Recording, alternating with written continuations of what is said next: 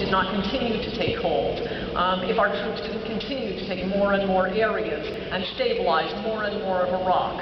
6,000 brave American troops will have died to prevent another 9/11 attack on America for a decade. If that's a war America is losing, then Osama bin Laden is right. We are a paper tiger. Of course, it would be a little easier to track our progress in Iraq. The Pentagon would tell us how many of them we're killing. You notice you never read that? I find out from, troops I know over there who brag to me about how many they killed that day, and sort of, it's an uplifting moment. But you never see that in the paper. The Pentagon will not release that information. I've tried looking, how many of them are we killing? I gather the Pentagon doesn't want to get in arguments with Amnesty International about whether Khalid Sheikh Mohammed is a member of Al-Qaeda or a kite-flying civilian. Meanwhile, I can tell you the life story of every general who has ever disagreed with George Bush's Iraq strategy. I can tell you their high school grades. I can tell you their mother's maiden names. I can tell you their favorite Spice Girl. But how many insurgents are we killing? Nope, sorry, that's classified.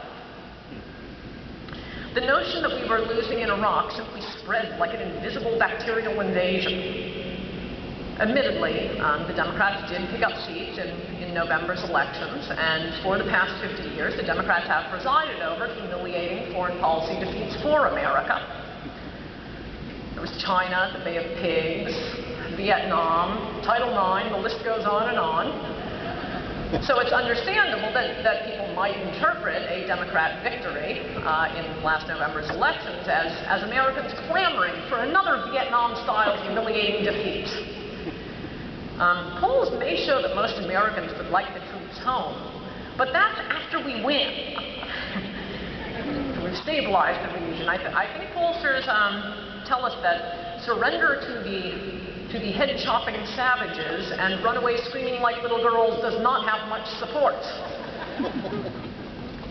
As long as the greatest superpower in the world is supposed to be losing to a bunch of savages on the basis of the Democrats' electoral gains last November, I think it's worth mentioning it wasn't that impressive a win. On the basis of historical precedent, for about a century now, the Democrats picked up about 67 seats in the House and about a dozen seats in the Senate, and they didn't come close to that. Republicans can't keep winning everything. You gotta win. Democrats have to win something. This narrow victory of the Democrats, which was about half that, is nothing but the death throes of a dying party.